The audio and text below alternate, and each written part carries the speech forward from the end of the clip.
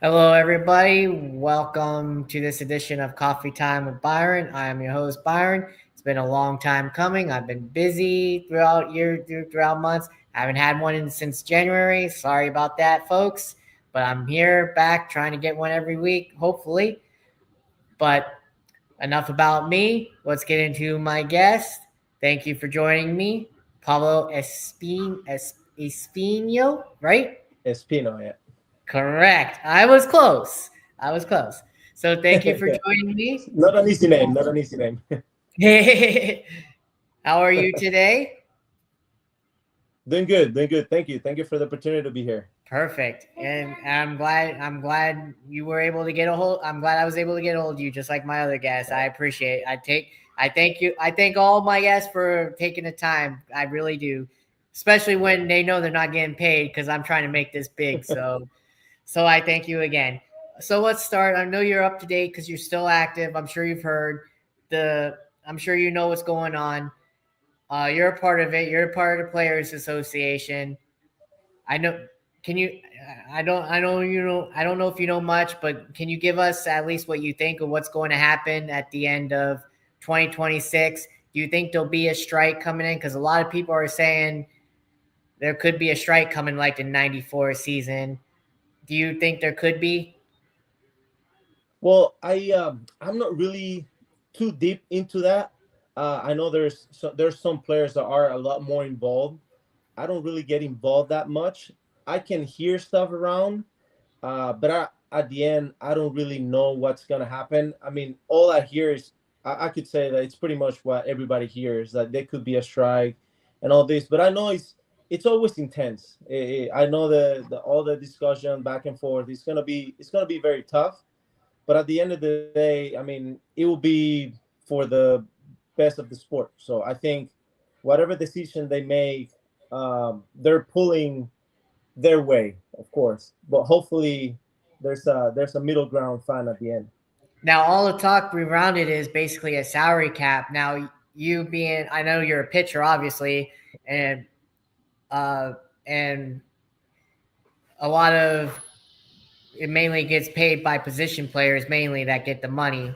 Never the pitcher, obviously, usually, but a lot around is a lot of based on salary cap in baseball. Do you think, honestly, in your opinion, do you think there should be a salary cap in baseball after all these years?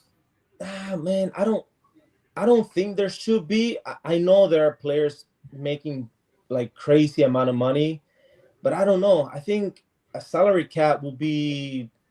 Uh, I think it's gonna be something that all players that are doing extremely well are going to be against. I mean, of course, at the end, you want to make that money, and don't making that salary cap. It's gonna be tough, and some guys. Um, but again, like I'm not really deep involved into it.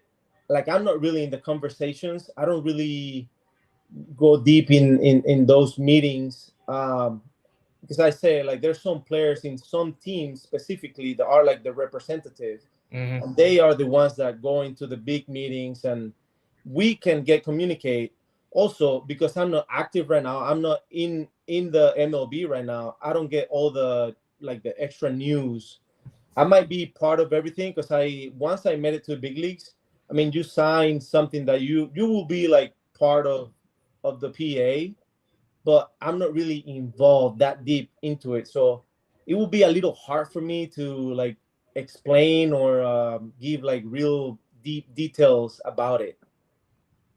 Fair enough. That's why I asked your opinion. I Yeah. mean, you're entitled to it. That's why I asked because I sort of figure you aren't in you being a free agent right now. You aren't involved, but I just thought I'd get your opinion on it because I mean that's a lot of talk right now. Nobody wants Oh, to yeah. see a stoppage, and I'm sure Yeah. you don't either. So, No, nobody.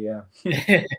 um, so right now, like I obviously said, you're a free agent. You're a free agent still.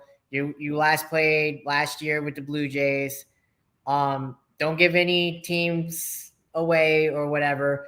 Um, but have any teams contacted you this year on playing this year, or have any other teams in any other leagues contacted you to play? So yeah, no, in the US this year, I didn't have the opportunity. I did went over to Mexico and play in the Mexican league for a little bit. I didn't do too well, so I ended up getting released. So I came back home.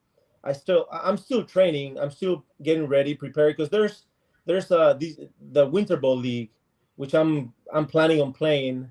So I'm still active. I'm still playing. I think there's still opportunity. I still feel really good. So I'm still getting ready for to see what's next. That's all you can do, right? Yeah. So take us through last year. You were with the Blue Jays. They did decent last year. You guys did decent last Mhm. year. Um, and you played with the likes of Vladimir Guerrero Jr. I know you know about his daddy. Is he in the clubhouse just like his daddy, playful, funny, energetic? Is he just like his daddy? Yeah, Vladdy, he's a really cool kid. Like he's involved. He's very involved. He talks to everybody. He was actually, well, he was next to when I was in the big league team, when I was in the MLB, because I spent a lot of time in AAA though. Mm-hmm. So when I was up in the big leagues, my locker was there was one person in between us. So we actually got to talk a lot in the dugout too. Dugout clubhouse. He's a very good kid. He knows what he wants. He's working for what he wants. Um, and also, I got to play him and meet him in DR also. So, like, I had the opportunity to talk to him a lot. I had the opportunity to spend time with him. So he's a great player and also a great person. And definitely, I mean, I can't say nothing bad about the organization. They you don't hear much about it, the owners or anything. So that's a good organization to play for Blue Jays sure. are really nice. I like the Because organization a lot. I live, as I told you, literally right by the spring training complex or did. Really, in So close yeah, in Clearwater, right? Dunedin area. Dunedin, Dunedin. Okay, yeah. So take us through that year. I mean, you guys were decent. Hmm. What do you think happened? Do you think the pitching, hitting, what do you think happened with you guys? Because you guys were doing good at the beginning of the year and then slipped. Luckily this year, though, I mean, They're hopefully doing you really guys good. don't Yeah. slide. They don't slide, but they're first. But yeah, what do you think happened last year? So I mean, I think guys are doing good. Guys were doing really good. I think one thing that happens a lot is sometimes the pitching is doing really good. Then the hitting is kind of like down. And I think this year, at difference of last year, this year they're like click. So they're clicking. So when the pitching does kind of that, the hitting still does enough to make it through to win the game. And it's same the opposite. When the pitching is doing really good, I mean the hitting is not as good, but the pitching is keeping the game in there. So I think it's just that one click that changed everything. And then also the players. If you see the roster, the players are very young. They have a young group of kids. Mm-hmm. For Some of them sure. some of them made it last year, and then having the experience of being there last year, now this year they probably don't feel as nervous. They're probably playing a little bit more free. So I think that could be also a little difference in there compared to last year. For sure. I mean, you just said it yourself. It's a lot of young guys. I mean, Mhm. that team is loaded with God. I feel old. I mean, I really feel old because I watched their daddies play in the majors, and that team is filled with sons from Vlad to Boucher, Bichette. Yeah. Conine's kid was a part of yeah, that organization. Wagner, Will Yeah. Wagner in there too. Yeah, I mean, geez, it's a young cast of characters on that team. It's like, wow, it's hard to believe.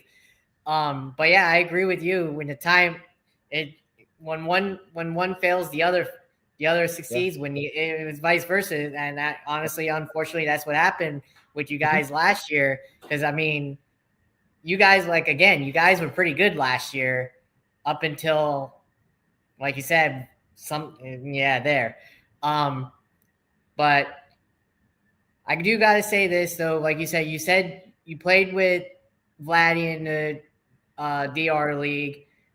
Can you compare that league to the majors? Because I know that's where a lot of players come out of Mhm. Just like they come out of from Japan, MLB grabs them up. Not many Americans anymore, unfortunately. I don't know why they don't want to play it, but it is what it is. Yeah. But can you tell me the difference in between the leagues? Is there any? I mean, in the players, in the speaking, what? How do you adjust to being here Yeah. in the majors compared to over there? So, well, the MLB Major League it's the ultimate, right? So MLB is the toughest. The level of playing in MLB, there's nothing. I mean, you can compare maybe to Japan, but then when you go to the Winter Ball League, which is in DR, that's where I play. But there's a few Winter Ball leagues. So there's still Mexico, there's Venezuela, but I've been playing in DR.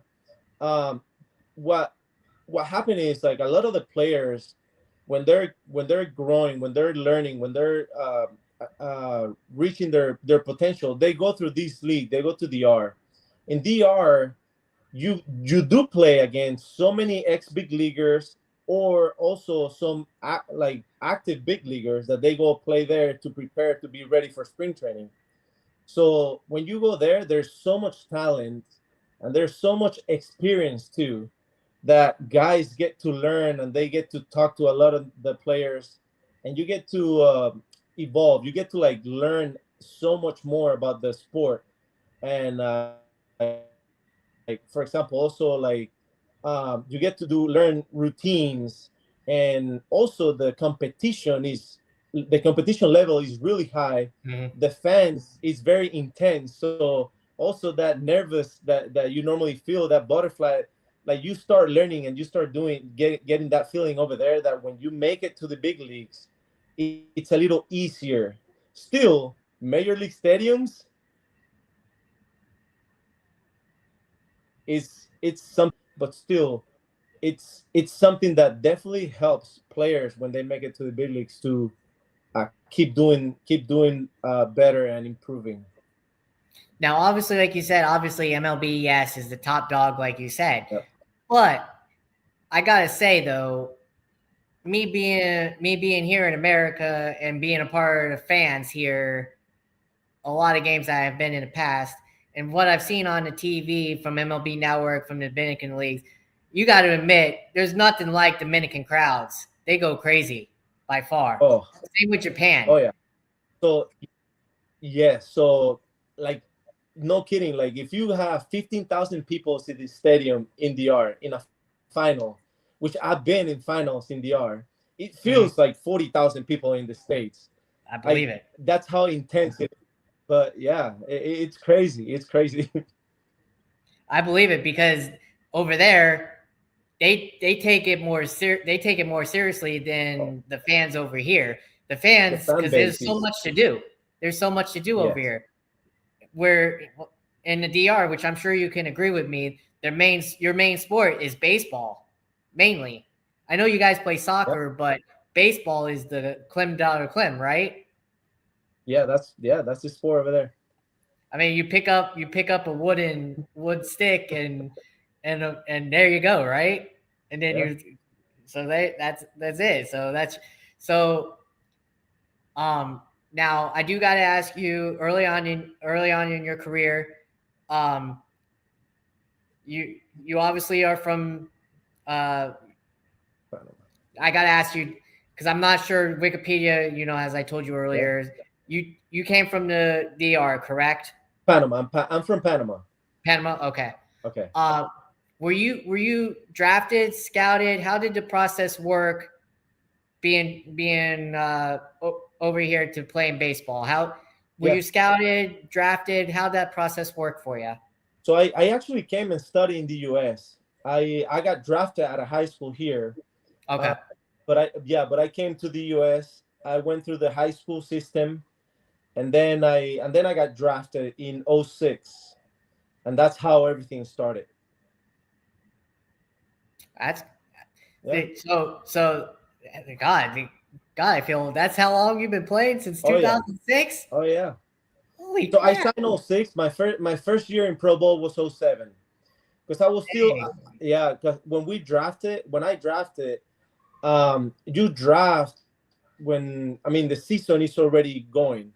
Right. So me being from Panama, I needed a visa to be able to play. So Right.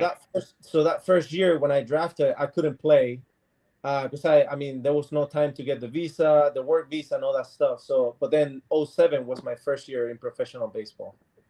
Now, how did that process being drafted work out for you? Like how'd that work? How'd that work? Did you get scouted? Like you did the team call you? Like Uh, how'd that whole work go when you got the call?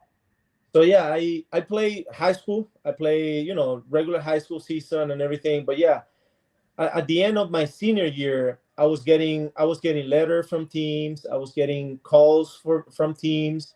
Um, and then that year, that draft day, I did get calls, and I end up signing in the 10th round with the Guardians, Cleveland back then. Right. I mean, Right. Guardians. 10th round with the Guardians in '06. And but it was a very interesting time. It was kind of intense too, because I was 18, like getting calls like, hey, you want to sign, this is we are from the, because different teams will call me. So, Right. and then at the end, the Guardian signed me. The process was good. The process was really good. I signed my contract at Progressive. I think it was called Progressive. I don't know if that's the name right now, but I went to the big league stadium and I signed my contract over there in Cleveland, which was awesome. And then after that, of course, then you go back to reality and start going through the minor Mhm. league system. But yeah, that experience was really, really nice. So, like you said, you're from Panama. I got to ask you a question. Since you've been in the leagues this long, have you gotten to get to know and be friends with most of the Panamanian players, the other Panamanian players? I know a lot of them. Yes, I got to play with a lot of them. There are a few that are very young right now playing. I don't know some of them because our age difference is so big, and I don't Right. get to see them and spending time with them. But I got to play with a lot of the players, and I know some of the players that are right now active. I know pretty much all of them. And then the ones from the past, I got to meet some of the players that were in the big leagues in the past too. Now, the upcoming year, next year, I believe, is the World Baseball Classic. Would you want to participate in it? I know you Of haven't been course, able to throughout your career, but would you want to participate in it since you're yes, a free agent? yes, that's one of the things that I definitely want to do. I want to be part of Team Panama for WBC in 2026. That would be awesome, wouldn't Yeah, it? yeah, oh Play. yeah. I mean, I've been in WBC before. I went in '06, in '09, and I did the qualifiers in 12 and 16. Mm-hmm. I haven't been able to. I wasn't able to go to the last one or the two previous one. I know for sure the last one, which was in 23, I think 22 or 23. I Yeah, think it was 23. 23. 23. Yep, That one, every 3 years.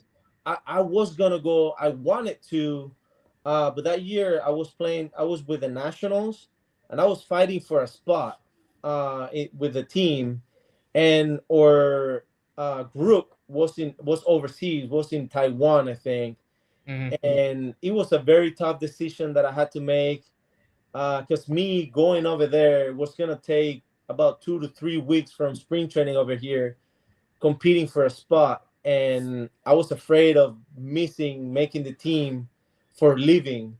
So it was a very hard decision. I was still in the roster, not the active roster. I was in like the reserve roster in Mm-hmm. case they were able to make it back to the States.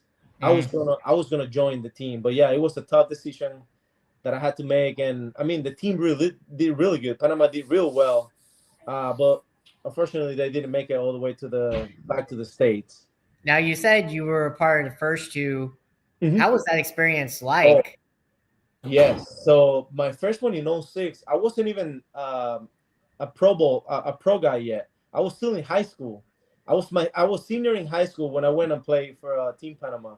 Mm-hmm. It was an surreal experience because I wasn't even a Pro Bowl guy, and I was playing with, like, from Team Panama. I was playing with like Einar Diaz. Well, Mm-hmm. Mariano wasn't in the team, but I got to see him there. because Yeah. he had the flag for Panama. I played with Ramiro Mendoza, Bruce Chen, Einar, Olmedo Sainz, which were all big league players. And then you in the hotel where we were staying with more other teams, and we stayed with like DR was there, Dominican, the team Dominican was there, and Hmm. I got to see Pedro Martinez, David Ortiz, and all those guys in the same hotel. Like me being there at 19, I was 19 back then. Right. With all these guys that had been in the major leagues for so long, it was a crazy experience. I believe it. I mean, you just share that experience. I mean, with big leaguers, and you were just coming up. Like, I Yeah. mean, those names were pretty much at the end of their careers. I mean, from Yes. David Ortiz, like you said, Pedro Martinez, that whole Dominican team was loaded in '06, if I remember, Yeah. because that was the first year of the WBC. Everybody wanted to be a part of it because it was Yes. so big. Yeah, it was crazy. It was crazy. The experience was awesome. And if I remember correctly, that was the one that USA lost to, I believe, was it Japan? I think it The was first Japan. one? Japan won the first one. Yes. Yeah, and Dominican, I think, was played for. I don't think they made it too far. I don't think. I'm not sure. I thought it was between them and Venezuela because Venezuela was also Yeah. Oh yeah. stacked Oh yeah. too. But yeah, it's crazy. Like now that we're mentioning it, I got to ask you, like, how does that process work? Do you get invited? Do you have to try out? How's that? Does that were you contact? What? How does that whole process work for you guys? Yeah. So yeah, the people in charge of making the team, they get in contact with the players, and they start making it. It's kind of like a tryout. I mean, you go and you have to make the team, but they call a certain amount of players, and then you join, and then you start training, practicing, and then um, they start making some cuts until they end up with a team that is going to represent. But yeah, you do get a call if you want to participate or not. But yeah, I definitely want to. I'm hoping I'm getting a call, which I think I will. But yeah, I'm excited for that. I definitely want to represent my country in the next WBC. Now, tell us about your pitching repertoire. What do you throw? What's your go-to pitch? Uh, what do you mainly what do you throw in tight situations to get you out? Um, and yeah, etc. Well, tell us about Yeah, your pitching repertoire and how'd you come up with those pitches? yeah. So I have a 14 fastball, a changeup, a slider slash sweeper, Mm-hmm. and a curveball. So I've always been known for command. I was never an overpowered pitcher. I've Mm-hmm. never thrown hard. Uh, I've been always between the 88, 90, 92 average. That's where I've Mm-hmm. been my entire career.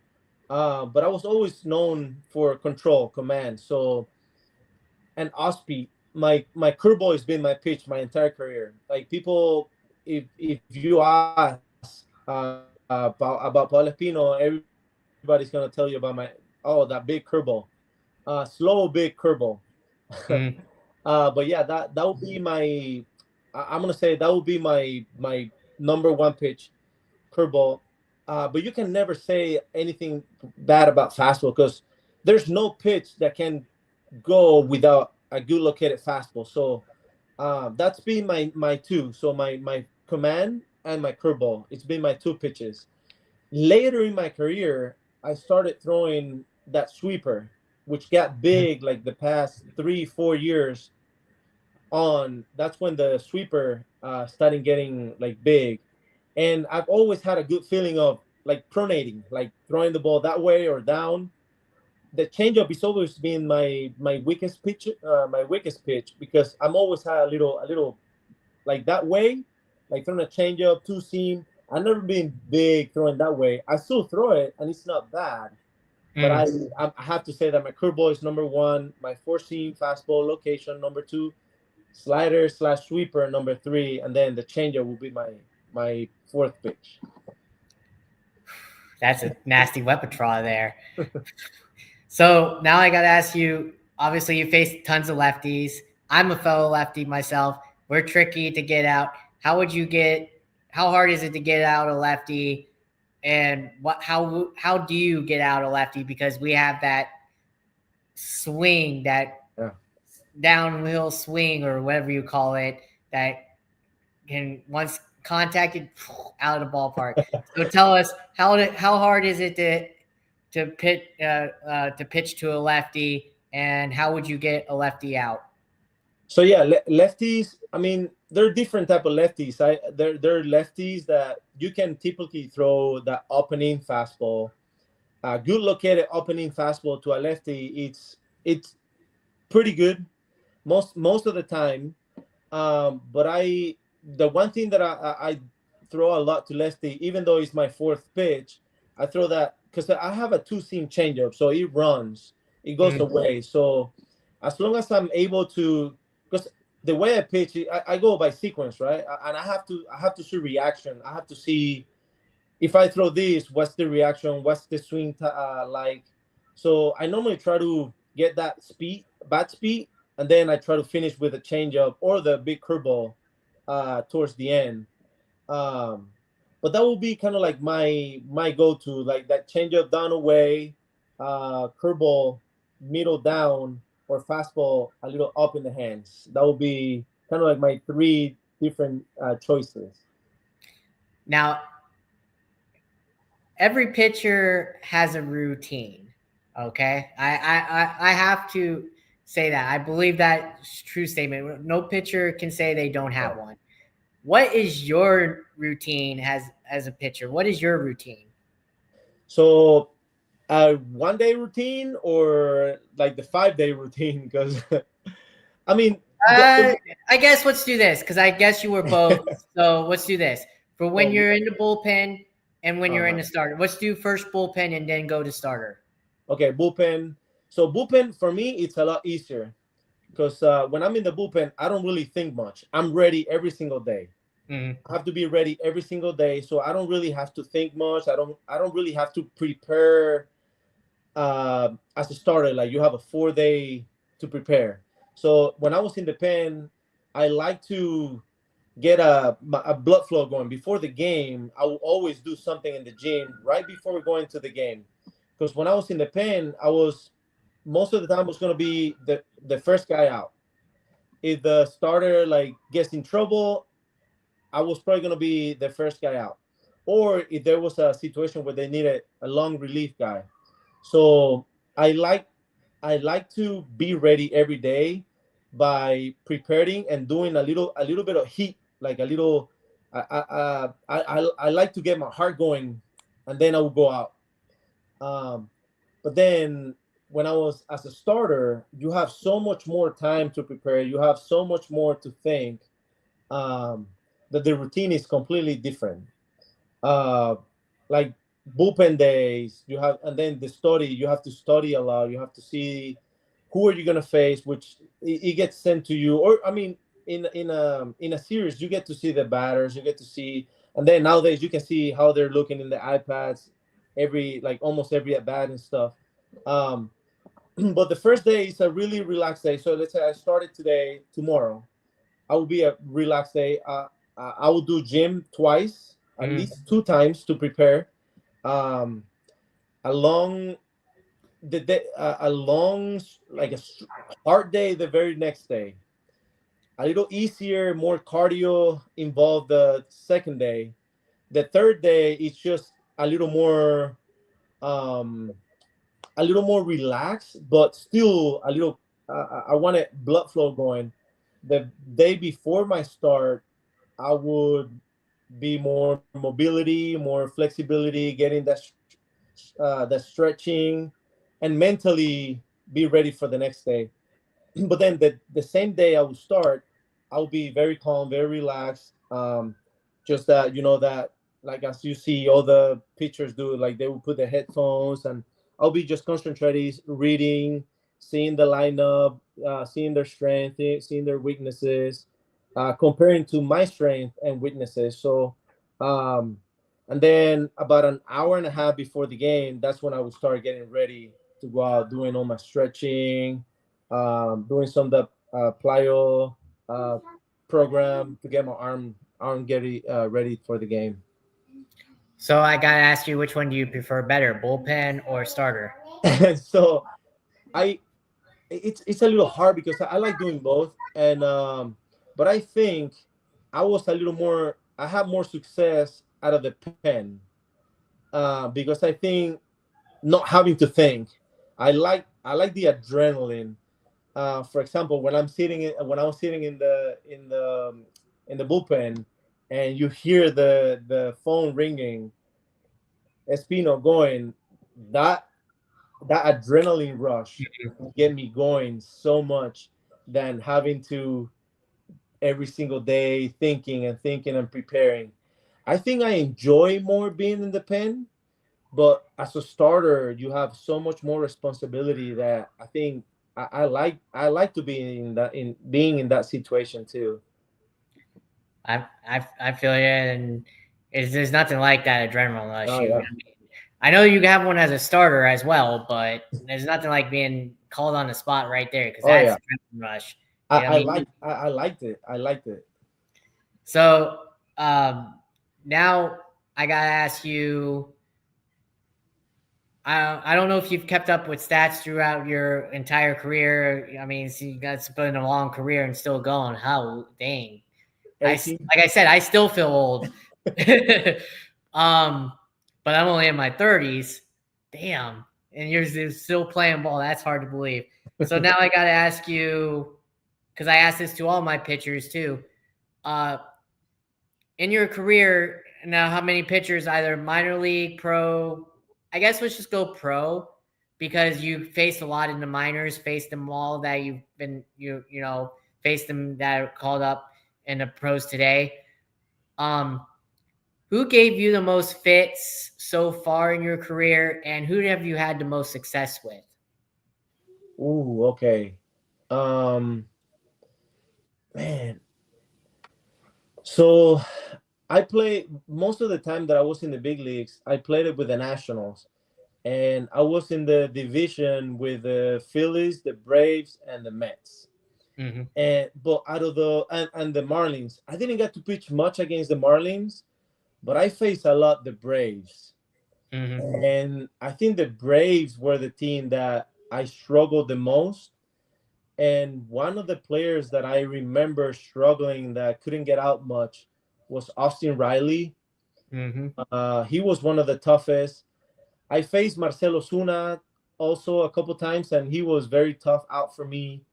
Um, and then I have to say this one, but Schwarber, I faced Schwarber, and I started one game against the Phillies, and I faced Schwarber twice, and he hit two homers of me. So that's gotta be a tough one there, That is tough one tough, to beat. But I didn't get to face him much because the year before he was actually with the Nationals. So right? the year I faced him, he was in 22 when I had to face him when he was with the Phillies. Before that, he was with me, so I had Right. him on my side. But then, um, but yeah, I think the Braves, because I pitched so much more against the Braves. But of course, I had roughs outing against the Mets.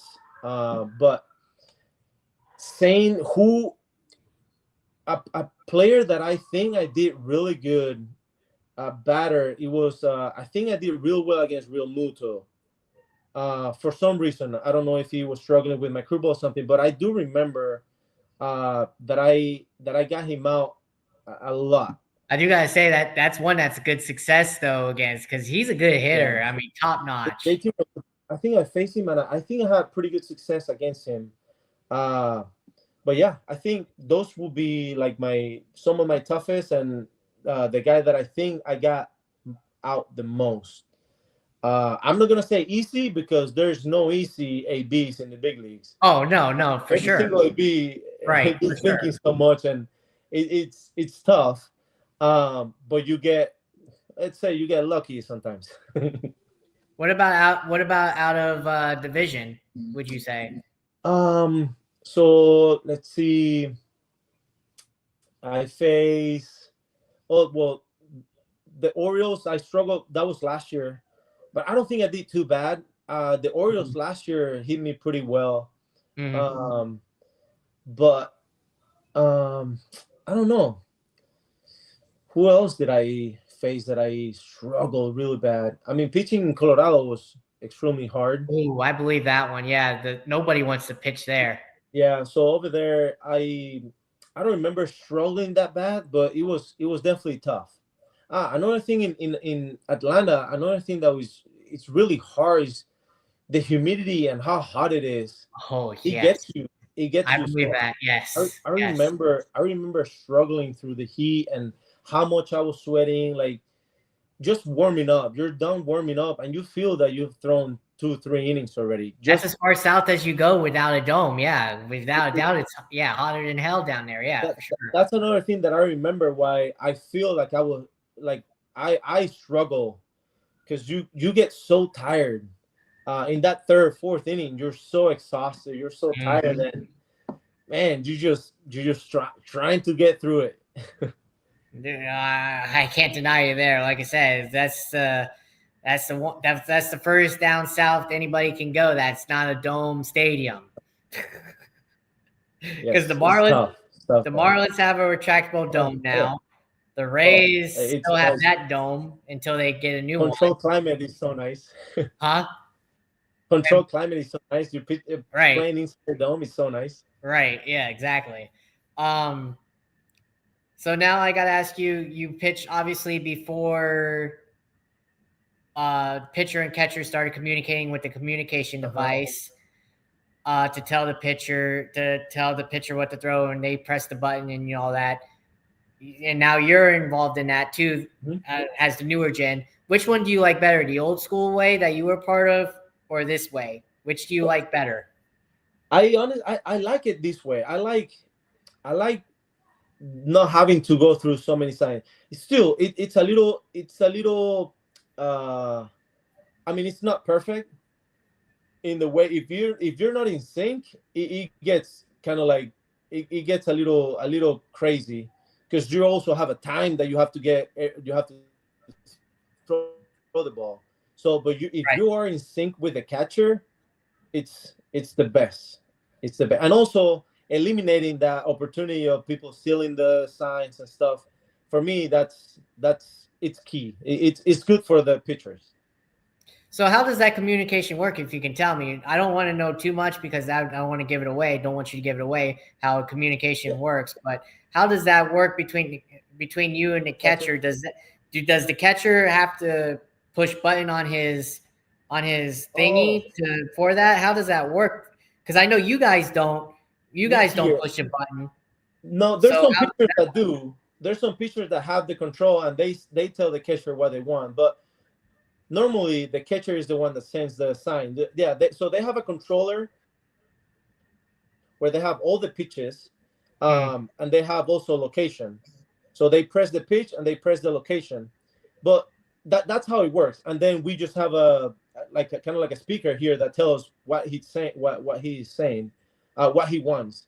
And but before the communication part, what I was saying is like so before the game, when I was telling you like doing going through the lineup and knowing their weaknesses and my strength and all right. that, that's when Right. like the starter or the pitcher and the catcher they get kind of like on the same page, and that's when it gets really good. Of like when he presses what you are expecting, that's the best feeling. Like you're on time, like you feel that you're in that rhythm that you can just go throw, and not worrying about having to shake and no no no next and having to think about the time. So I think it's a really good solution for a lot of this stuff. Uh, But don't you guys ever worry about though that the hitter, because I obviously the catcher has to like say something to you through the head. So aren't you guys worried that the hitter might hear something? No, because so what the catchers have, they have a little like a little headphones that go from the machine to his ear. So he has actually like a plug that Mm, goes in his ears, and whatever it sounds, it doesn't go out of there. So it goes in his ear to my ear, and then we also control the volume. mm, And then the stadiums are so loud that they can't hear. Like I can hear it, I can barely hear it sometimes. That's why sometimes the pitchers go like this to try to see, like, oh man, I can't hear. So we're not really worried about the hitter listening.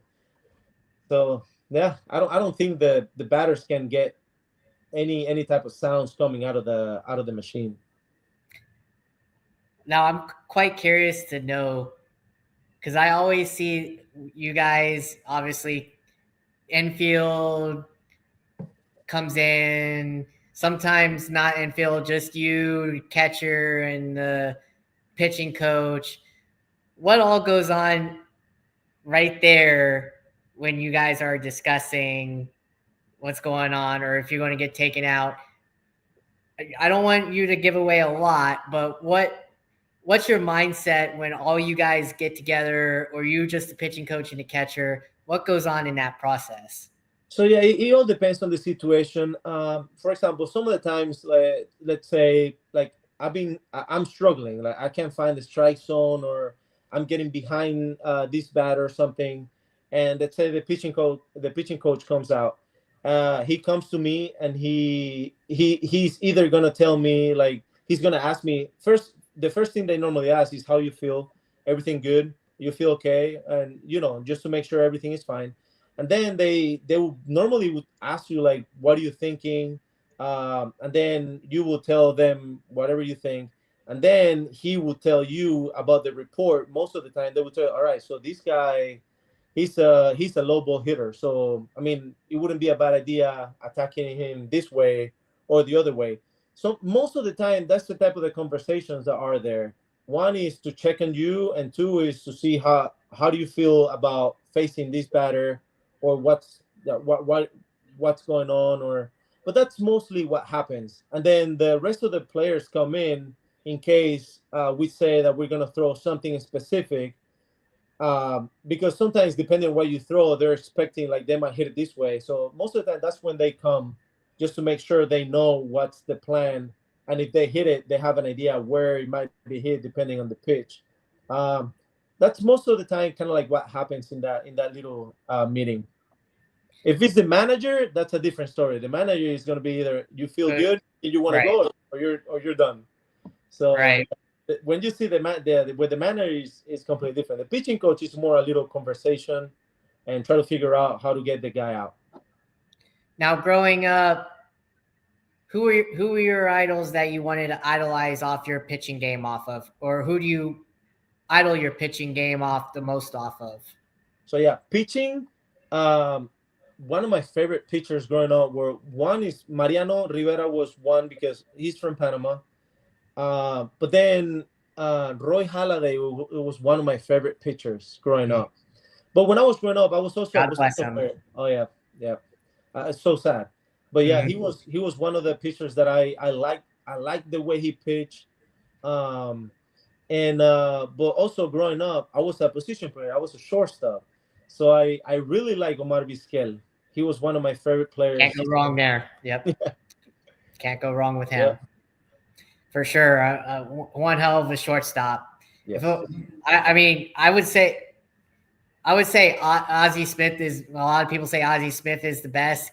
I don't know because I didn't watch that era. Oh, yeah. I didn't grow up with that era, but Omar Vizquel was my era, Oh, so yeah. he was by far one of the best. Yes.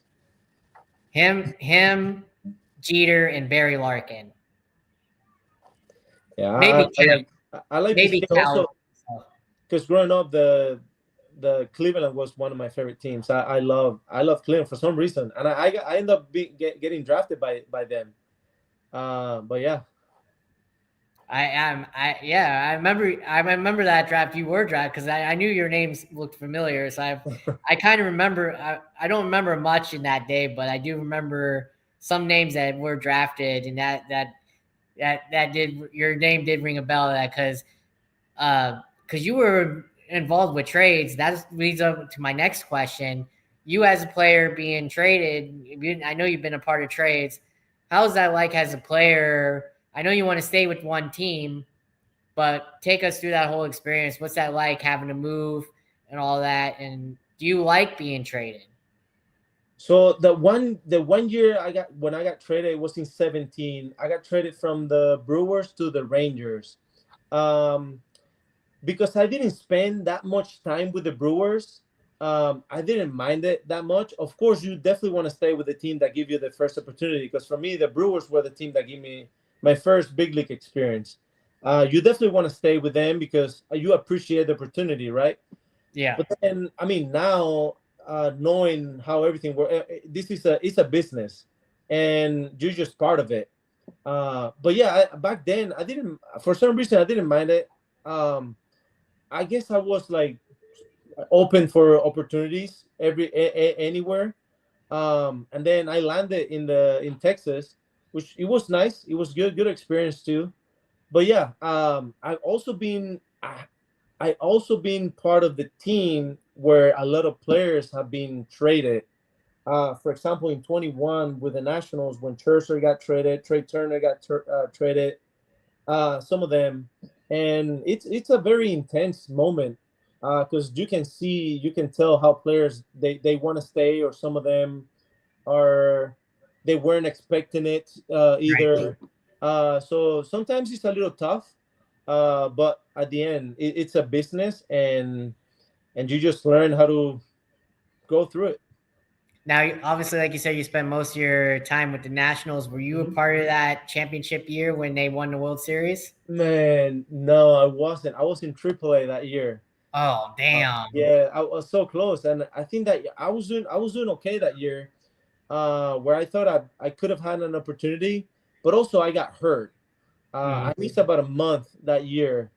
So I think I mean, of course, you can never say that if you didn't get hurt, you were gonna make it. But I think I had a chance, but fortunately, I got hurt, and that it was tough. But man, I was so close there. I was there. I played with a lot of the players that won that championship. So yeah, it was awesome. So obviously that was around that time. That was after Bryce Harper left, and you Mhm. spent most of your time there, obviously, because he was he was the bad guy that went over to the rival team.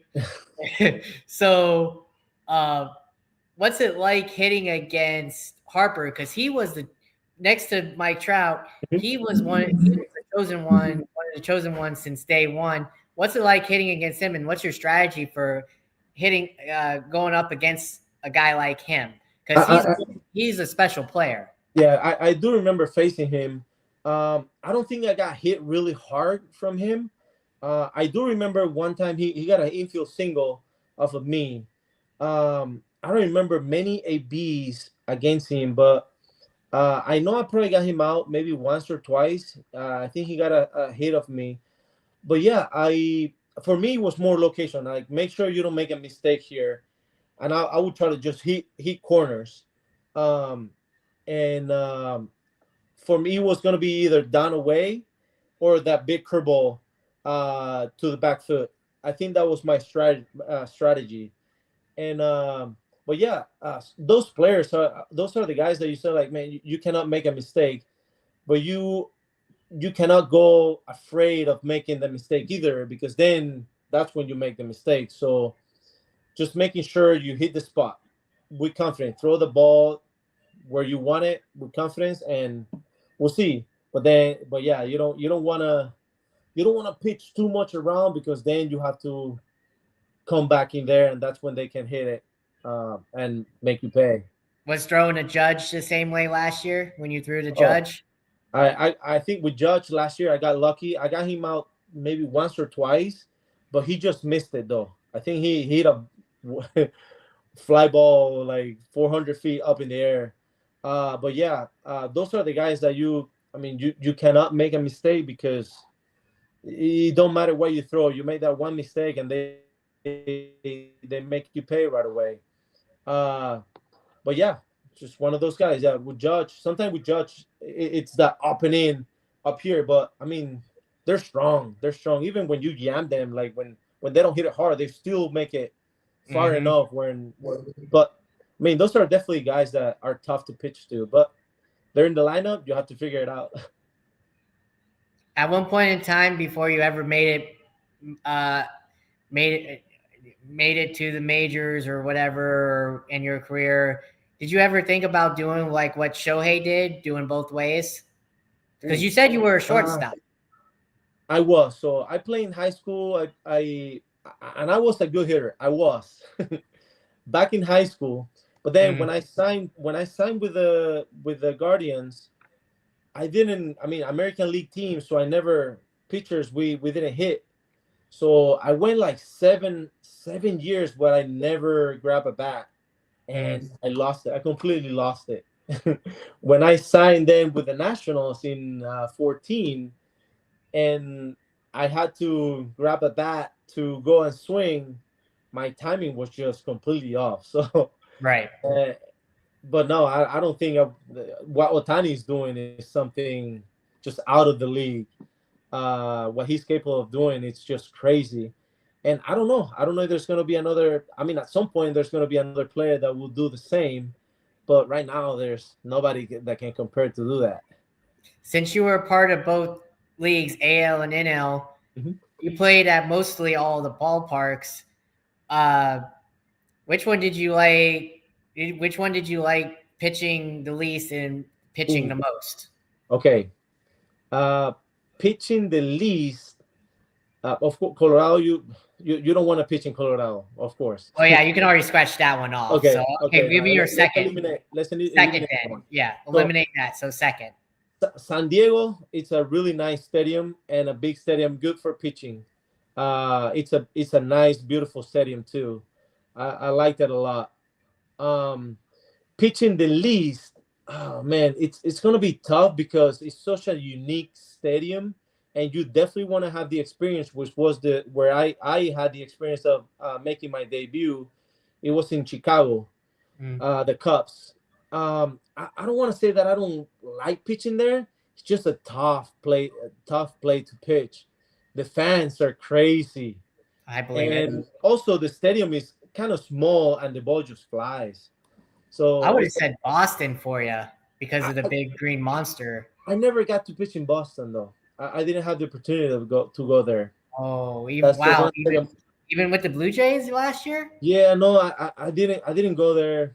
I spent a lot of the time in the minors. That's why I missed. Oh, okay, Yeah.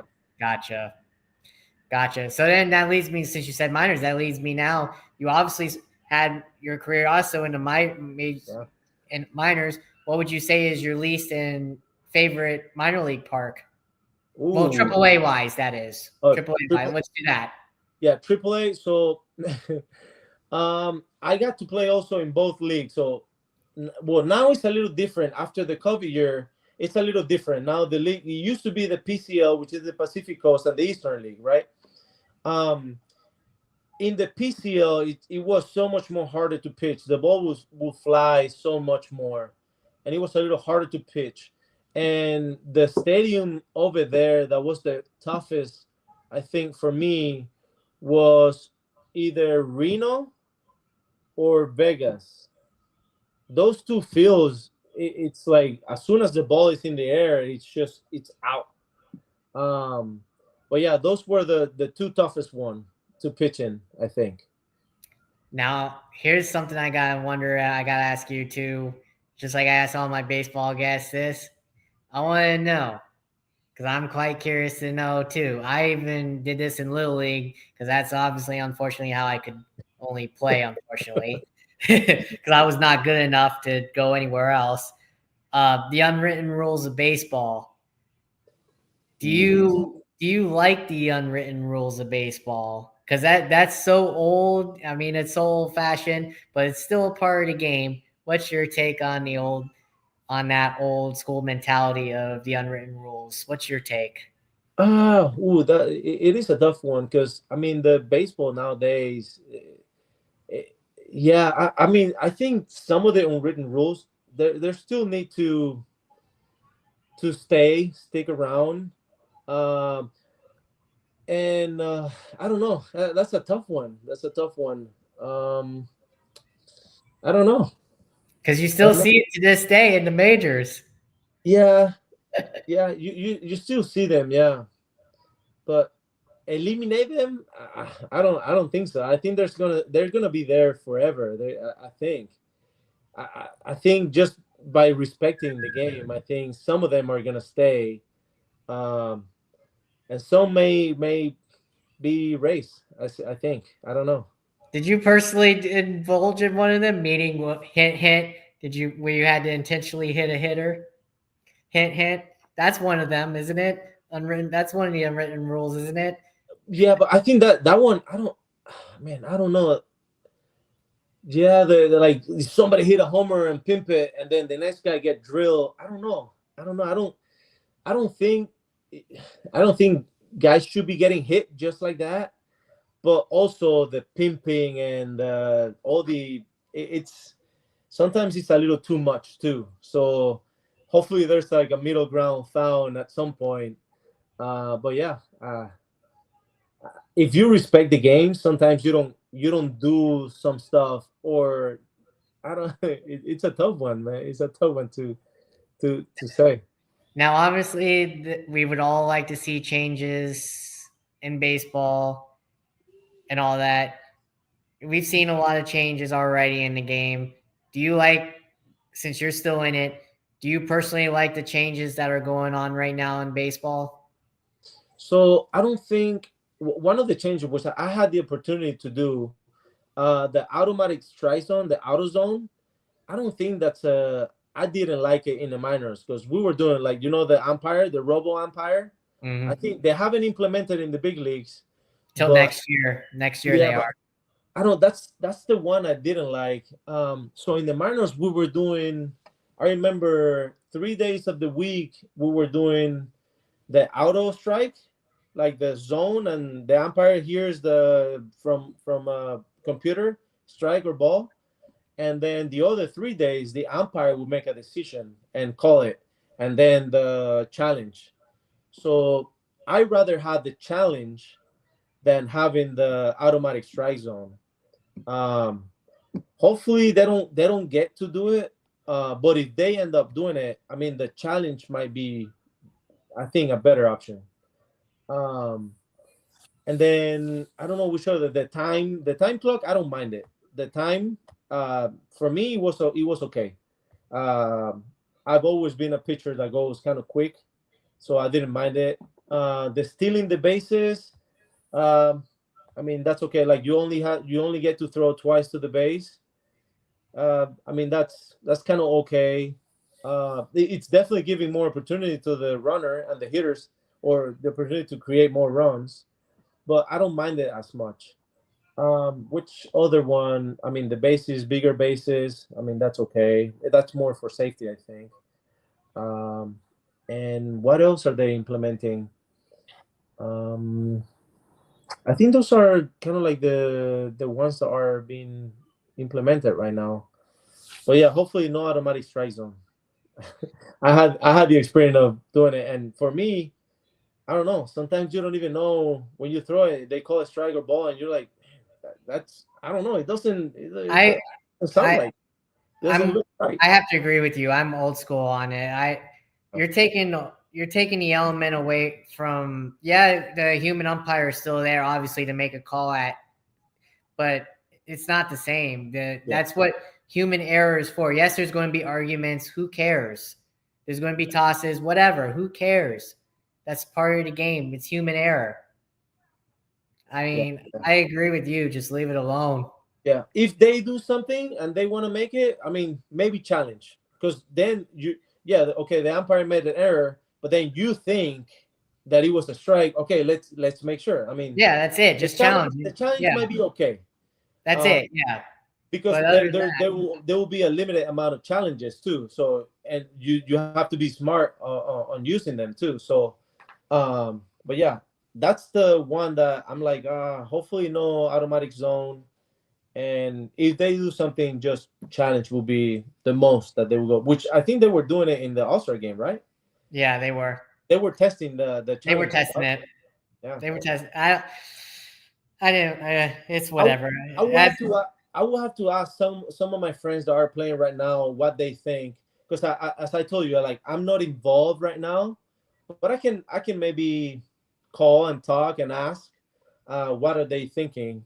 But yeah, so right now yeah, to I'm get you up in gear. Yeah, with it. yeah, Yeah, and plus you can help them with it too because you Well, actually, they might already know anyhow, because like you said, if you went up with them in the minors, I mean, the Mhm. minors had it first, Of- so Yes, they would know too. Yeah, you're right. So maybe get help each other out. Yeah, better prepare yourself.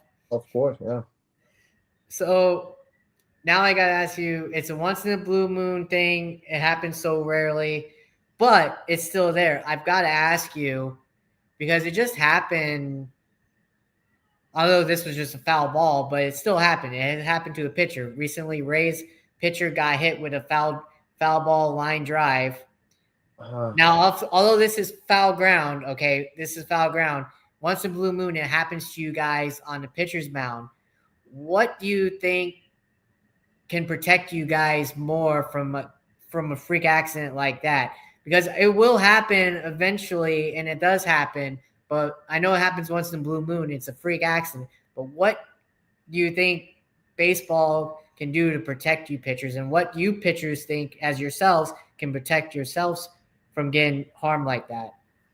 Man, I mean, I've gotten hit with a line drive. Luckily, it wasn't nothing here. It was my legs. Right. But I But it don't know. still hurts. Oh my goodness, I have pictures, and I mean, my I had a black and blue. Right. No, it Right. was something crazy. You don't want to see it. Right. But yeah, it hit me really hard. It was a 112 back to my leg. Exactly. So, but luckily it was the leg. In the head, it's. I mean, you don't know what could have happened, but I don't know that it's gonna be hard because I mean, the helmet. I've seen that helmet thing that some pitcher. I never got the opportunity to try it. I don't know how it feels, but it's probably gonna be very uncomfortable. Like you as a pitcher, you want to be as loose as possible to me to be able to throw, and having that in your head, I think it's a little tough. So, but I never had the opportunity to use it. I don't know if it's heavy. I don't know how it feels. So I couldn't say. I couldn't really say much about it, but that's going to be a tough one because it's just part of baseball. I don't know. There cannot be a L screen in front of you because then you're doing something to Yeah, that's baseball. right. You're BP. Yeah, And basically. and then I mean pitching with an L screen there, it's almost impossible too. Like I don't know. It's going to be a tough one. I don't think there's something that will be able to be done other than maybe that helmet at some point. Uh, but yeah, hopefully it doesn't happen much. It's gonna happen. We all know. I mean, it happened to me, but luckily it wasn't up here. If you get hit in the legs, I mean, you can take it. But yeah, and anywhere bone up here, face, it's a tough one. But I don't know. I don't know. That's gonna there's gonna be a lot of thinking to see what could help. Now you've had a lot of pitching coaches throughout your career. Um, let's just stick with the your AAA and major because I know you had a lot in your. I'm Mhm. pretty sure you did, just like every other pitcher does. But let's just stick with AAA and majors. Uh, who would you say helped you much along the way to get you to where you're at today? Oof. Okay, so Um, I had some of my pitching coaches in the minors uh, going throughout the system that they helped me more. It wasn't the like the pitching or like the it was more like the emotional part because I spent 11 years in the minors before I made it to the big leagues, which is kind of like it's tough. And these pitching coaches they helped me and they kept me going. I never gave up. That's one of the things. Also, I mean, I'm not gonna. Not a pitching coach, but my dad always there supporting, and then my wife always there supporting. They're not pitching coaches, but they are the ones that help you keep pushing, right? Right. But some of the pitching coaches that I had in the minors actually kept me going, and they would tell me because some of my years in the minors, I did really good, but there was no opportunity given to me. So some of them told me that hey, just keep going, keep grinding, keep grinding, someday one of the teams are actually going to give you a chance, and that's the one you're going to take. Because once you make it to the big leagues, yes, they help you out. There's a lot more technology. They can help you. They can make you help you improve, but they don't really want to mess with you that much either up in the big leagues because you made it there for some reason. Some you were doing something right. It's just Right. they just like that. They just make it a little bit better. But yeah, the ones in the minors sometimes are the ones that like carry you and help you a little bit more throughout, like through the way. So now I gotta ask you: is it baseball is obviously the toughest when you get drafted and all that to get up to the pros, but when you do, and that's the Clem Dog Clem as we talked about earlier. But I gotta ask you: is it as true as like I believe it is? Just like everybody else I've talked to, the struggle is really real, especially in the minors, because that's like a hard grind. Was that hard for you as well before you made it to the majors? Did you at one point think in your time, oh man, the grind is so real, I'm never going to make it? Yeah, it's definitely tough. It's definitely tough. You go through so much, and one of the toughest thing when I was playing, I mean, now it's a little different. It's a little easier now on the players because before you used to travel so much more. The travel before was crazy. I remember my first few years, like almost every 3 to 4 days, it was like a 7 to 9 hour bus ride. Now they eliminate all that stuff. Now the travels are like 3 4 hours the most. Mm. But yeah, the struggle was really bad. We're like going, like moving up and down leagues. Like if I was in high A or double A, oh, you get called up to triple A, so you're so excited of going up to triple A, but then 2 weeks later, they, oh no, sorry man, you're going back down to double A. Like going through all that, it's very hard. Um, Also, back then, like you don't really make that much money. No, Or you when I don't. was playing at the beginning of my career, like you made nothing. No, Um, I don't the think whole, even this day they don't either. I don't think. I think that from what I saw, if it's accurate, which it probably isn't, high A or no low A, I think is like 750,000, which is a lot to me because I only do Uber, unfortunately. But still, that's to me a lot of money. But that's not a lot of money to an actual player. They 750,000. If that isn't true, that's still not a lot yeah, for a player. so yeah, it was tough at the beginning. But yeah, the grind was hard, and then it took me 11 years, as I told you earlier. But I never gave up. I never gave up. I thought I was gonna make it to the big leagues within like 5 6. That's the hope. That's when you sign. That's what they tell you, because a lot of the times, if you don't make it back then that's it. You're done, pretty much. So I thought I was gonna make it in 5 or 6 years, but then I made it. I made it to AAA kind of quick. Like within my first 3 4 years, I was already in AAA pitching, and I just got stuck there for so long. But I was doing good. I was doing okay. I was doing good enough to maybe deserve another year and another chance over there, and maybe hopefully a shot at the big leagues. That I feel like I was there and I was so close that there's no way I'm giving up now. So that helps me like keep pushing because I mean I had my feet was almost on the other side. Come on, just give me a shot. But yeah, the struggle is hard. It's definitely real. But the one advice that I can give is to just don't give up. You never know when that one opportunity is gonna come. So that's what I did. So besides, as we talked about earlier, besides from the major leagues, which is the Clem Dar Clem, uh, you pitched, like you said, in the Mexican League, Mhm. Dominican League. I'm sure you wanted to have, if you had a chance to pitch over in the Japan League, over there, you would if it was Mhm. accepted, if they Oh would yeah. have offered.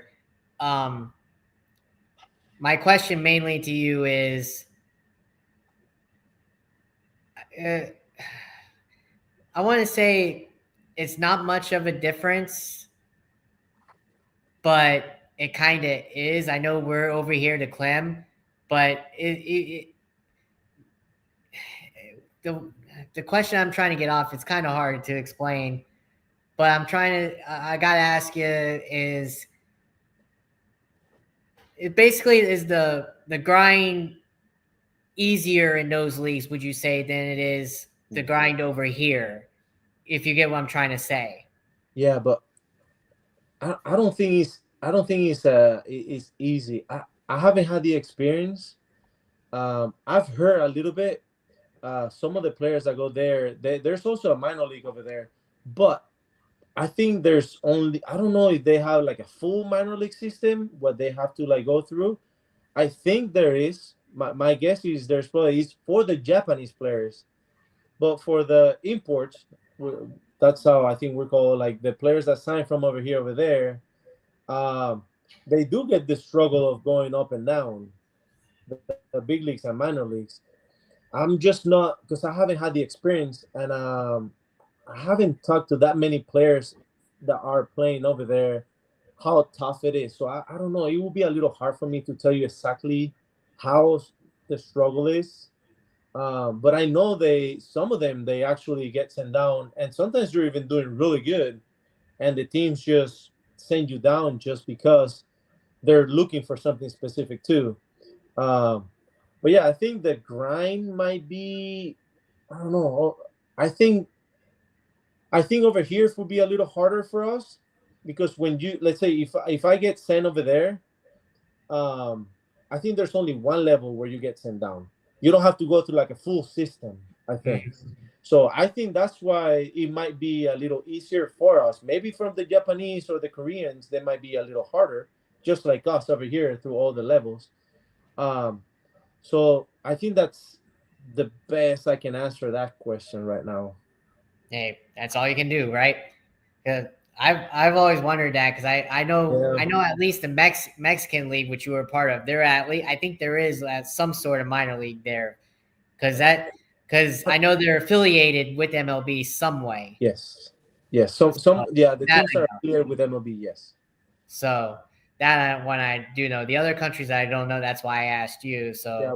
Yeah, the So winter ball leagues are they're also affiliate, but they don't have a like a minor league system or anything like that. um so now I gotta ask you, what's your take as a pitcher wise? Uh, I've seen a lot of success for manager wise between pitchers and catchers that transition to being a manager very well compared to other position players. Why do you think that is? Ooh. And it's a two-part question. That's the first part. When you retire officially, is that something you would like to get into as coaching? Yeah. Hey, so I think the catchers are the ones that are always ending up being the managers because I think because the catchers are the ones that study the most. First of all, they are the ones that do pretty much all the scouting report. They have to know every single batter. They have to know. I think that's one of the reasons why pitchers we study, but we study for the moment. That's it. Like, oh, I'm facing these guys. All right, I'm gonna see them. The catchers Right, have to study every single day. They have to know who is every single day. So I think right, that's what the catchers might be, and they are the only player in the entire field that they are looking everything. They are the ones seeing every single play and everything. So I right. think that's why the catchers are. I think catchers are the ones that had the most managers, right, by position. I think they're number one. By far, yes. But pitchers are Um, up there and too. then I think that will be my answer. Pitchers, maybe because we have to do a little study, we have to do a little something, we have to read, we have to write. Um, Position players, they just scout their starter or the guy that they're facing, so they don't have to really do that much. But I mean, who knows? They might. There's got to be a lot of the position players that have been managers. But catchers, there's no comparison. I think catchers because they had the entire view the whole time. And then this time that I've been like just hanging out at the house, preparing, working out, doing all that stuff. I've been doing a little bit of coaching, youth coaching. I like it. I like it, but I think I hopefully and ultimately I will really be part of a farm, like a farm system. I'll really be part of office, front office. I think that's something that really calls my attention, and I think that's what I really want to end up being doing. I want to be able to be part of making and forming a team, a championship team at some point one day. uh how to, like, the scouting part and how to build a team. I want to be part of something like that one day. But I like coaching. I like being able to help. I think my entire career, I've been everywhere I've been. I really like to help guys in the most and the best I can. If it coaching, like helping, like as I told you, like my curveball is been my pitch my whole career, and a lot of Right. people, a lot of pitchers will come to me, ask me, like, man, how you throw it, and I'm always open to help in that scenario. But I think, as I told you, I think at the end, I really would like to end up working in a front office one day. That ain't bad. I could see you doing that. Yeah, What I think that would be. has a scout or GM? Um, I think more. Man, I said, oh, hopefully as a GM one day. I think. I mean, that would be the top top of the top. That would be. That would be. I could see that. Yeah. I could see that. Um, so my next question to you is I'll ask a couple more and then we'll head out because I know it's getting late because we're in the same time zone. So it's 10. Yes. So you're not too far away from me. So we know we're in the same time zone. Yeah. um, so the first question um, is there a current player that you haven't met yet that you'd like to get knowledge and talk to and share your knowledge of? Pitcher wise and hitter wise, and that would be also with former player too, as well. Ooh. That you Okay. So have. a guy that I would really like to talk to, pitcher, would be the Grom. I never got to met him. I saw him pitch, but I never got to meet him, and he will be a guy that I really want to talk to. Um, Position player. Um, I never had the opportunity. I almost faced him once. Mike Trout. I never got to pitch against him. I think he Mhm. was next in line in the lineup. I got that person right. I got the person out right before him. So I never. I mean, maybe luckily I didn't have to face him, but that would be a guy that I would really like to talk to and meet him. I never got to meet him. Um, and then uh, in the past, like it could, like, way back, Well, or I guess let's do this. Okay, yeah. let's do yes, way back, and then when let's do '06 when you got drafted, Ooh, okay. and that era to whatever time. Yes. um, Somebody, let's see, that I wanted to meet, or guys that I met, because I That you wanted to meet and have met. oh, so I mean, I had the opportunity to play a lot with Soto. Excellent player, excellent person, really nice guy. Mm. That's a privilege there that I had. Had to play with him. Um, and then I like. I mean, I also had the opportunity to play and be right next in a starting rotation with Max Scherzer, which Mm. is that's. I mean, that's awesome. Like, I was there next to Scherzer. Like, he will pitch one day, and I'll pitch the next day, or the following day. That was crazy for me. Um, and then, I mean, I had the opportunity to face Otani once, which for me that was unbelievable. I faced him. I think it was in 21, and that was a surreal experience. I mean, knowing what he has done and I had the opportunity to pitch against him, and luckily I got him out. So, I mean, for me, it's just an honor to be able to share the stadium, the field with those players. So, like you said, you played with Soto. That was obviously in the minors because, like you said, unfortunately, you weren't. No, no, with Soto in the big leagues in Oh, 21, you did. 20. Okay, sorry, my Yes, bad, my bad. Soto, with how young he is, I mean, was it true what they said he was that just like Harper here in America, he was literally the phenom of his time? Would you agree with that? Because you witnessed it, being his teammate. Would you say what people are saying today that because he's still young. He's what, 22, 23? I think And when he's he got about called up, he 23, was like, 24. yeah, he Yeah. was like 19 when he got called up, correct? I Uh, think 18, 19, somewhere around there. Yes. Would you say he's just as special as those guys being the so-called chosen ones that were here in America? Because you got to see him Oh, personally. yeah. Oh, yeah. He's extremely good. It's just his discipline in the play. It's just unbelievable. His back control, his discipline. He's extremely good. And he's gonna be one of the best of all times. But yeah, he's definitely one of those guys. He's definitely one of those guys. So, what would you say you learned from Scherzer? Then, what was your number one thing that you learned from him? Oh, Being a from it, from Churcher, his competitiveness, how tough it is. Like, man, he just goes out there and he is the best. He's gonna beat you because he's the best. That's one of the things that I definitely took from him. The way he just the day he's gonna pitch, it's it's there's no one better than him. He's gonna go out there and he's gonna go with 100% of everything he got, and he's gonna beat you. That's the mentality that he has every single time. So that's one of the things that I definitely took from him.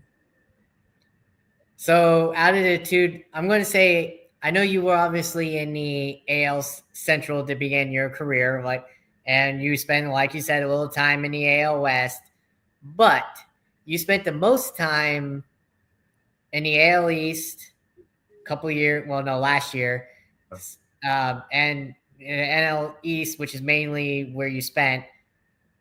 What would you say is the toughest division, AL East or NL East?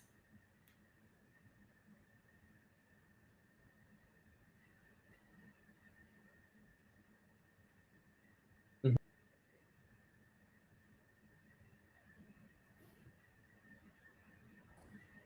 Hello, hello, you there?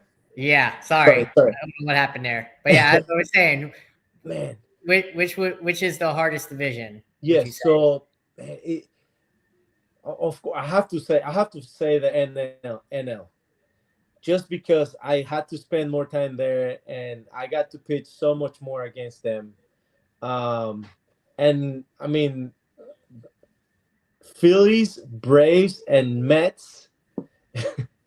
And even the Marlins, because Man, they pitched and you the guys Marlins. Yeah, well. They hit you guys few well. years. Yeah, Yeah. yes. But I was saying those big three because they are always in the top. Like those three teams are always like some of the best records in the leagues.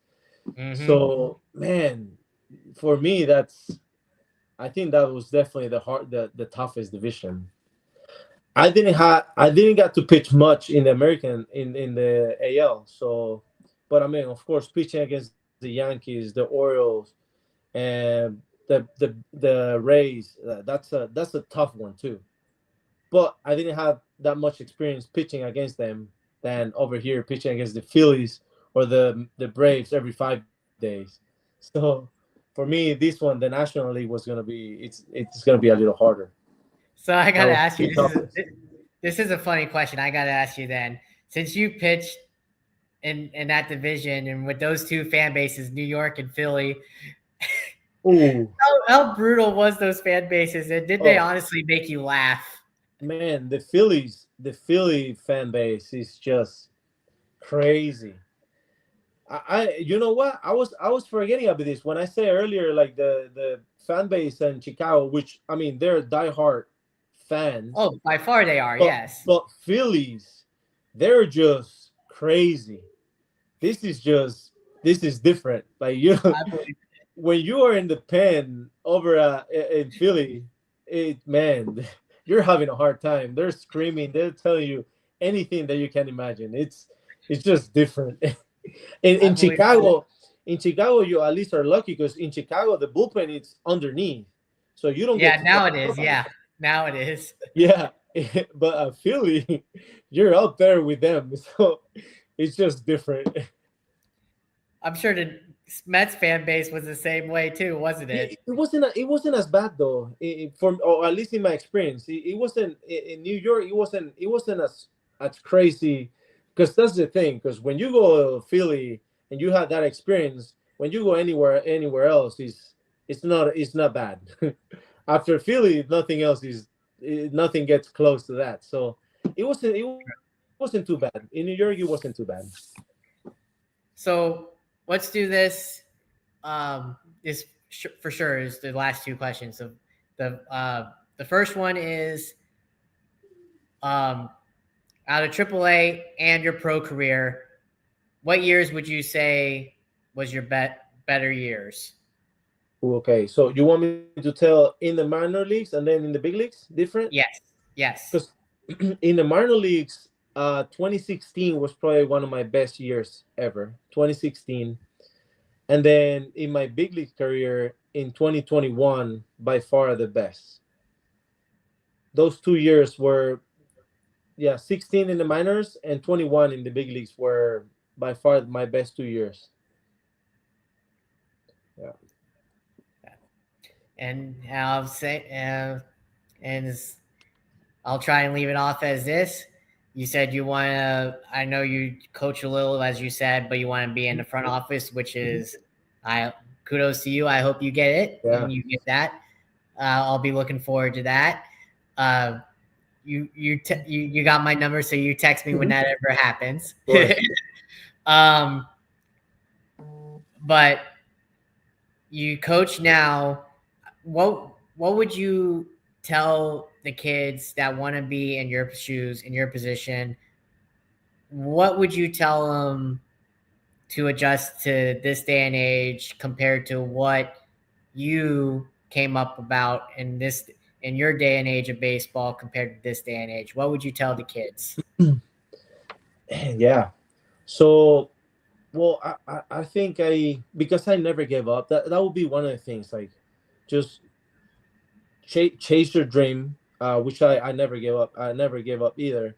But yeah, chase your dream, never give up, and be kids. So kids, enjoy the time. Because I had the opportunity to do a little bit of coaching, as I told you, and I can see some of the kids now they get frustrated so quick. They want to do good. Mm-hmm. They're so afraid of failing, right?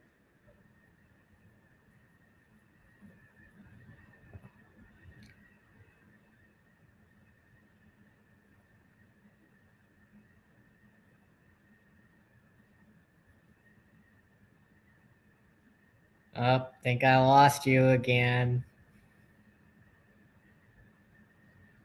And in this sport, you are gonna fail. That's the Okay. Go. Yeah. I don't know what's going on. I don't know if it's on your end or my end, but it is what it is. So yeah, just go ahead with that answer again, please.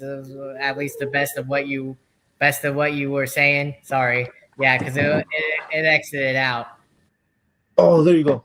I Yeah, don't know what's going on. I don't know either. So Some yeah, disconnection, but yeah. it's all good. So yeah, continue with what you were saying. So yeah, Yeah, sorry what I was about saying, like, yeah, they're so afraid of failing, and the one thing that I tell them, like, have fun, have fun. You have to have fun to be able to enjoy what you're doing. So um, that would be the thing, because I remember me playing. You take it so serious that sometimes you forget about having fun, that. Right. and at this age, I'm saying in the young age, of course, when you're professional, it's not about having fun. It's getting it done. But yeah, at the young age, I always tell them like, hey, have fun, go out there, enjoy, and because once they start growing and they start doing, all the practice and all that stuff, everything is that's when you're gonna start developing. But right now, you have to enjoy, so you stay playing. Because if you get frustrated early, that's when you give up early. So that's one of the things that I've been telling the young kids that I had the opportunity to coach, um, or to train with, because I'm not really a coach. I'm not with like a league or anything. I just do like, private lessons and stuff like that. So Right. yeah, that's one of the things, like enjoy the moment and have fun. Go out there and have fun. Couldn't have said any better. Now, this is the last question for sure, and it's a two-part one. Uh, how close were you to? You said your best year was 21. How close were you to? Do you think maybe you could have been an all-star? And the second part is, who do you think and who do you got? I know it's early to tell, but who do you got in the World Series and who do you got winning it? Um, and so I was not really any close to be an all-star or anything like that. Um, because I also I was a reliever. I did a split, so I was a kind of like a long reliever for the first almost half, and then I was starting the second half. So when you go like that, there's not a chance. Like you don't have enough innings, or so I don't think there was not even close to being an all-star. But for me, it was a really good year. Um, and then who is gonna win this year? It's a tough one, man. There's a lot of teams, but I'm rooting for the Mets. I'm rooting for the Mets. I have friends there. I know a lot of the players that are there, but I'm rooting for the Mets right now. What about your other teams that you've been a part of? How do Ooh, you think yeah. they're going to do? Because one's going to sell, obviously, to Cleveland. Now you can throw them out. But what about the Blue The Blue Jays? Jays, yeah, yeah. The Blue Jays is another one. I'm not sure. Hopefully they stay like this, strong all the way to the end. Uh, but I don't know. I don't know if they had that, because to win it, it has to be. It's tough. You have to have It is. a what team to make it all the way there, and everybody be on the same page. Which all the team have it, but it's tough. It's tough. The Nationals are obviously going to be sellers. Yeah, the Nationals. I don't think they're still in that rebuilding. Hopefully they start like winning more, and just starting Hopefully. getting up there Hopefully. more often. And what about the two teams you were briefly a part of, the Brewers and the Brewers, that's Rangers? strong teams, but I don't know. I had a little more right now, even though I didn't play with the Mets. I have a little bit of connection, and I have some of the players there, and people that I know in the organization, that I like a lot, and hopefully I'm rooting for them. And then, the Blue Jays, of course, in the American League. Hopefully the Blue Jays win it. National League. Hopefully it's the Mets make it over there. Now, before I cut off to Sunset, Davey Martinez, I believe, was the manager for you, Mhm. right? I knew Yes. his. I played in an adult league with his son. I met him a few times. I didn't speak with him, but I think he was a nice guy. What was he like as a person before we end this? What was he like as a person? Because I played with his son, and his son, I don't know if he's still playing to this day or what, but he thought his, no offense, crap did not. I didn't want to say the S word, but he thought his stuff didn't. He was cocky, so I don't know if he changed his ways or playing whatever. But what was Davey. uh, his father like? Yeah, good, good. I had a good relationship with Davey. Um, yeah, one of those managers that, like, he will go through the locker room. He will talk to everybody. He will say hi. He would ask you how you feeling every single day. That's a good thing from a manager to come to you every single day, ask you how is everything. I had a good relationship with him. I did. I think we clicked. We did really good together. So yeah, he was great with me. Perfect. Couldn't have said any better. Well, I thank you for your time. Yeah. Since I do gotta say, since you are close, we do gotta meet up, man. Yeah. You're not even an hour away from me. We Yeah. gotta meet up, man. Winter Garden, When so you got it shouldn't time. be that far. Yeah, when you got time, we gotta meet up. Yeah, yeah, We, for sure, for sure. you got my number, I got your number. Yeah, that So sounds good. Sounds good. but I appreciate it. It was fun. If Yeah, you still want that episode, I'll send it to you so you can share it. of I'd course. appreciate it. And I hope you had a Pleasure. blast. Awesome. Thank you so much. Thank you for the opportunity. Thank you. And I hope you have a good rest of your night. And I'll send this to you once I'm done with it. All righty. Thank you so much. You have a good Bye-bye. night. All right. Bye. Bye.